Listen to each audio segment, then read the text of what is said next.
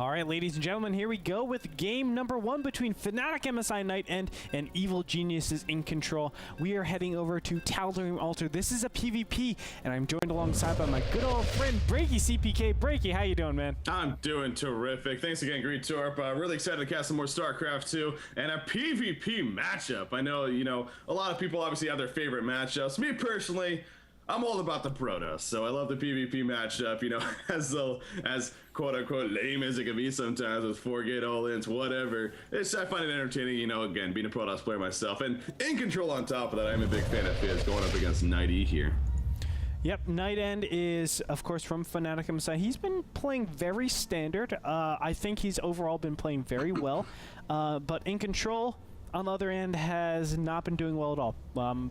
I mean, it's such a shame to see it. He started off last season really, really great, and then just kind of slumped out, and he's been continuing that slump. It really, really stinks. He was 3-0 even against Koreans last season, and then just I think he lost everything except one of the matches. So far, he has yet to win a series. And he's looking to do it this series around against Nightend, but I'm going to tell you, it's very hard. Nightend is a very extraordinarily strong player.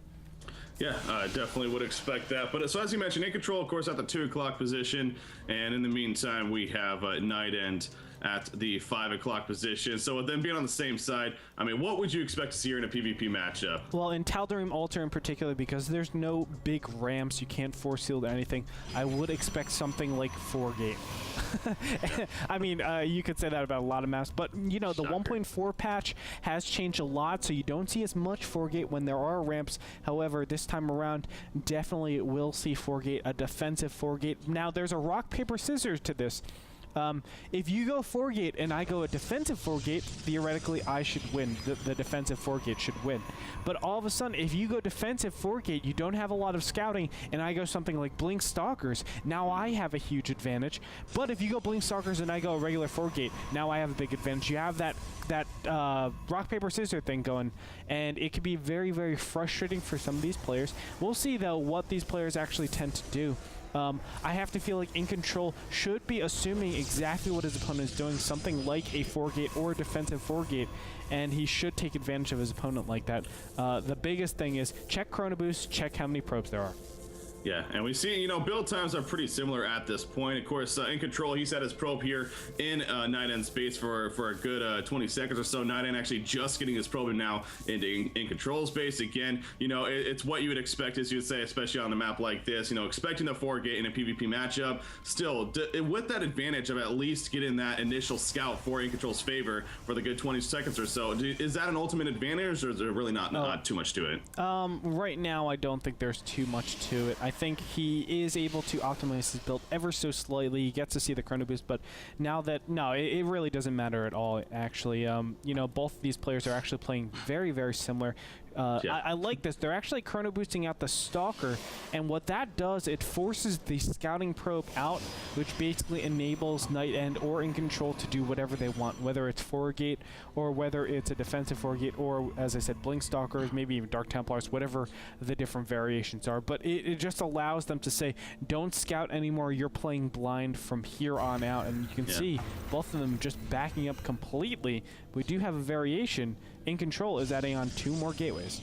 Yeah, there we go with the 2 gateways. Of course, gold being saved up here in favor of Nightend. He has over 300 right now, so definitely would expect some more gateways to be coming down in the near future for him. We see the scouting probe going to be picked off, though, for Incontrol, so good job by Nightend right there, taking over the Xel'Naga Tower. And I got to think of having control of the Xel'Naga Tower, especially with these positions, actually plays a pretty big role in this matchup. Yes, I would absolutely agree.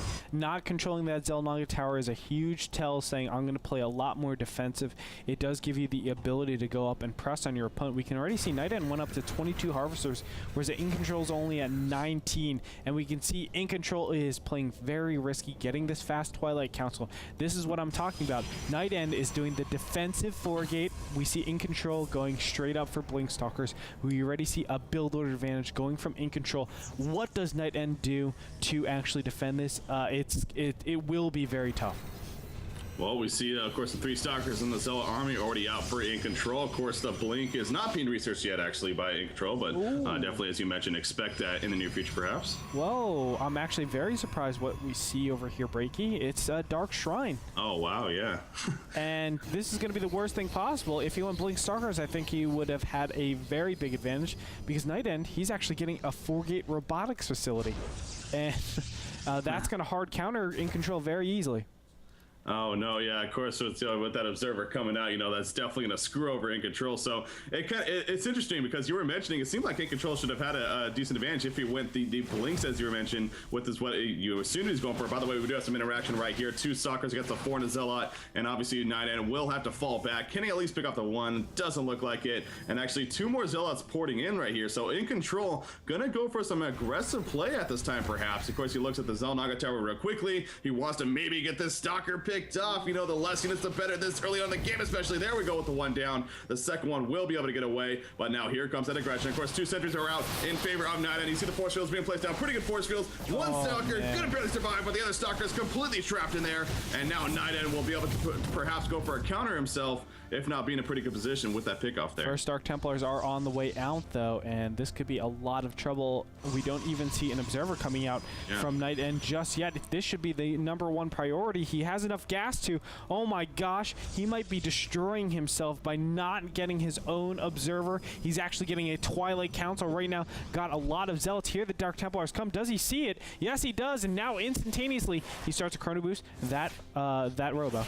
But you see the Stalker beating into the Robo facility. Meanwhile, Stalker's coming in. They know how important this is if they get this Robo facility down before the Observer comes out. This is going to be huge for Incontrol. There it goes. So no Observer now for Nightend, and he's in a lot of trouble right here. In the meantime, the Dark Templars, though, they are going to be picked off. So the Observer actually did get out. So he was able to spot them and clean them up. But man, oh man, that was pretty damn close right there. Yeah, I didn't actually see that there was an Observer out. Yeah. But yeah, Nightend will magically be able to defend that, and I think he's way, way ahead. I was so scared for him at a point, but Incontrol, look at this. He's actually taking expansion.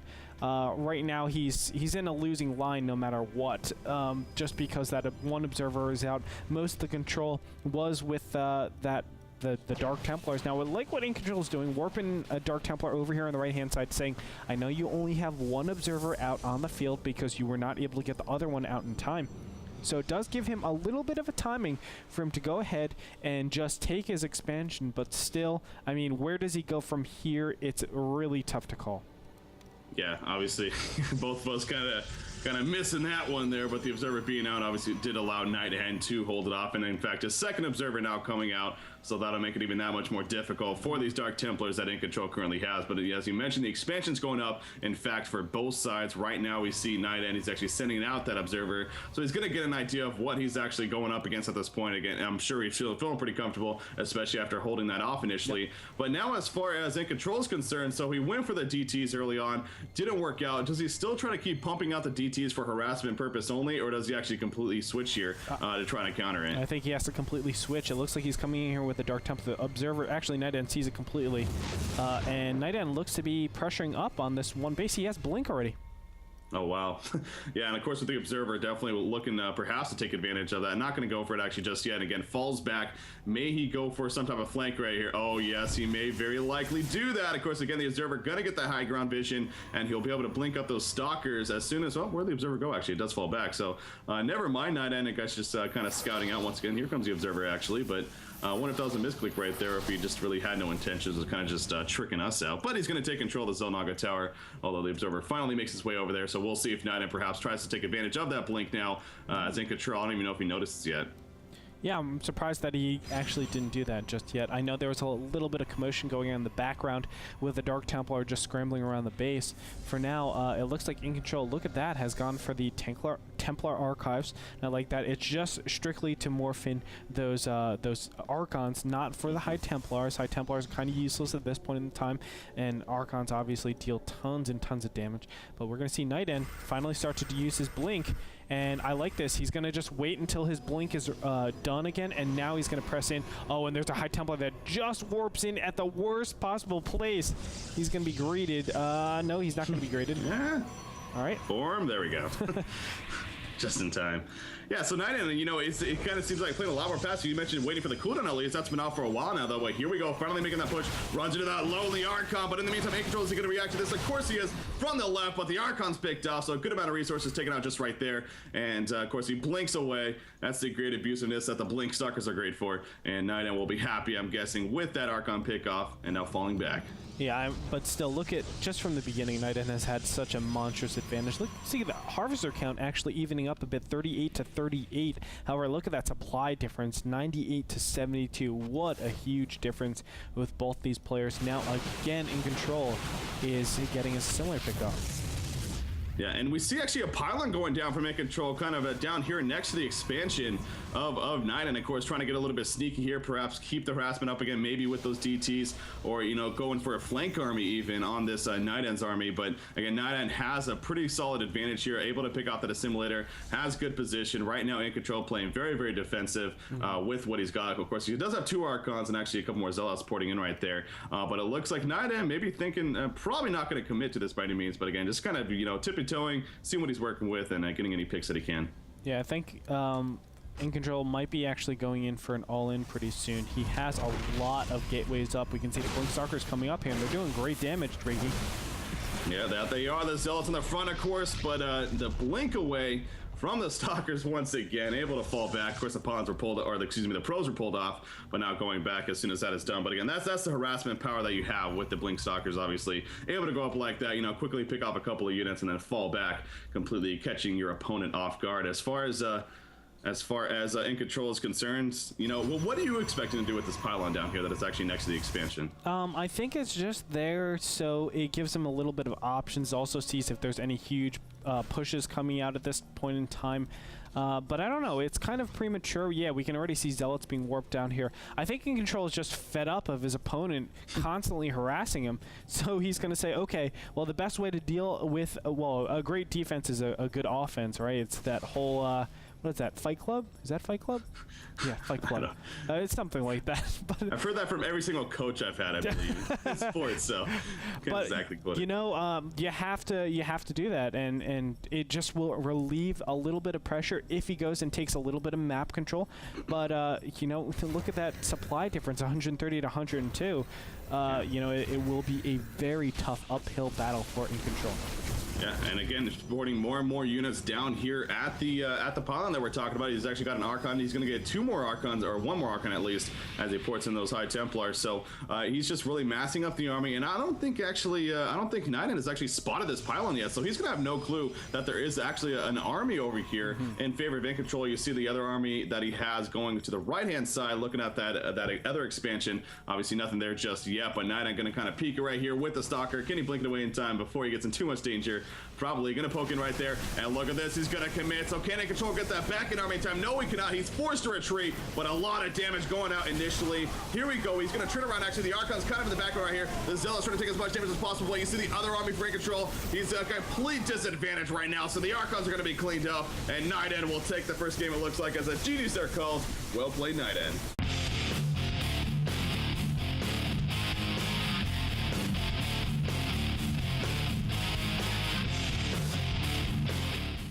Man, oh man, Incontrol, you know, he just, especially at the end there, unfortunately his army just got a little bit too split up, it seems like, and Nightend just was able to overrun him. You know, I really feel like Incontrol, if he just went Blink Stalkers that game, he would have been a lot better. You know, if you have Blink and your opponent doesn't, it's basically free kills on your opponent. And yes, the robotics facility was coming out. Yes, he could have gotten Immortals, but with good Blink Stalker play, you can take out the Immortals, especially with no ramp like that map with Darim. You can constantly abuse those Blink Stalkers and then take your expansion, get the economic lead, force a lot of Immortals out, and transition into fast Zealot charge, things like that. There's a lot of options for you at that point. Unfortunately, he went Dark Templars, which is really like too big of a risk reward, I think. It's like, I'm going to win the game here, or I'm going to lose flat out, and we saw Incontrol just lose flat out to basically a pretty standard build from Nightend.